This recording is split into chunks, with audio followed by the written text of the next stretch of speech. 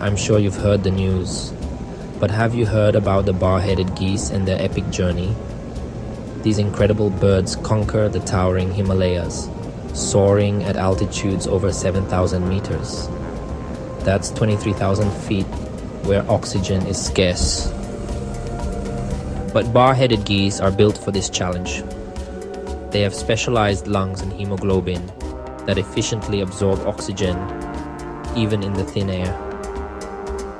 Their journey is a testament to extraordinary endurance and adaptation. Scientists are amazed by their high-altitude physiology. Next time you think something's impossible, remember the bar-headed geese, flying high above the world's tallest mountains.